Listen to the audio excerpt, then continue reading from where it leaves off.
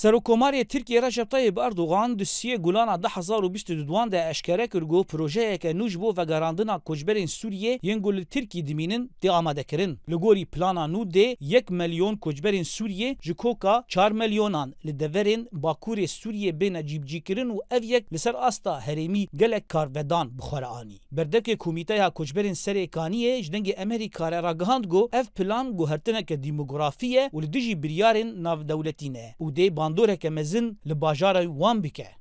يعني مخابن او باندورا وي قلكي لسر هريمي مهبه جبر اف كوچ برانا او جي بگرن زاروكي وان چه ببن مالي وان چه ببن سبه يعني ندور جنگك نافنتوي جنگك اهلي چه ببه دو اورتاما واند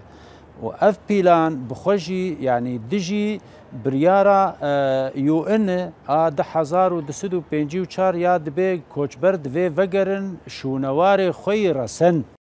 Ev ne carayeke got Tirkiye van projeyan amade dike. Rêveberê cîbcîkar yê hevdesteya Taazurê got yek ji rêxistinên belgekirina binpêkirin û qurbanîn operasyonê Tirkiyê nel Bakur û Jilatê Sûriyê Ezzedîn Salih ji dengê Amerîka re daxuyanêkirin got ev plan beriya 2 salan dest pê kiriye û li 13 xalan tê bi cîbcîkirin di nav de li ser mal û milkên xelkên serêkaniyê yên got derbider bûne. Ji bo plana Tirkiyê ya dawî ya ku hat ragandin ji Serokkomarê Tirkiye Recep Tayyip Erdogan bi vegerandina milyonek kesên Sûrî yên penaber ku li Tirkiyê dimînin wek koçber bo nava xaka Sûriyê li 13 xalan li hundirê Sûriyê li deverên ku Tirkiye dagîr kirine wek serêkaniyê girê spî û deverên din ji xwe ev plan ji berî niha di 2 salan dest pê kiriye li Efrînê gelek cih û war هاتن شكرن جي كوچبرين سوري را دربارê heman mijarê de welatiyê bi navê Mihemed el-Himês got yek ji koçberên bajarê Serêkaniyê ji dengê Amerîka re axivî. Tekez kir got ev gav nayê qebûl kirin û bang li sazî û rêxistinên Kurd kir got rê nedin vê planê û li dijî wê rawestin. Gavek gelkî ne baş e û zaten nabe ev tişte yani milletek xwe veger milletê xwe ew penaberê dewleta veger welatî xwe dibe veger ser axa xwe malê xwe. يعني تشاو ملتك يبين ملتي وي باجاري جدرفنه يعني اف قافك ناي قبول كرين دنيا يعني اخلاقيه ودبي جدي سربي سكناندن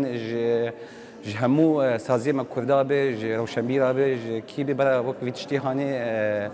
في مؤامره هاني بسكنين يعني هجایا bi birxistinê got rûbara xaka serêkaniyê dibin kontrola Tirkiyêde di nav de bajarên sereke weke Efrîn, Girê Spî, Serêkaniyê, Elbab, Ezaz, Dabiq û Carablus hene. Li gorî rêxistinên mafê mirovan ji ber tevlîheviya grûpên çekdar jiyana li wan deveran ne ewle ye û niştecihên deverê rojane rastî astengî û binpêkirinan tên. Her wiha nêzîkî 150 hezar xelkên Serêkaniyê derbiderî bajarên din bûne ji dema êrişa Tirkiyeyê. Her wiha nêzîkî 300 hezar xelkên Efrînê li kampên Şehbayê dimînin. û projeya vegeradina koçberên Sûriyê yên li Tirkiyeyê û bi cîbcîkirina wan li Efrîn û Serêkaniyê li gorî derbiderên her du bajaran dibêjin got ev planeke guhertina dîmografîk e. Zana Umer dengê Amerîka qamişlo.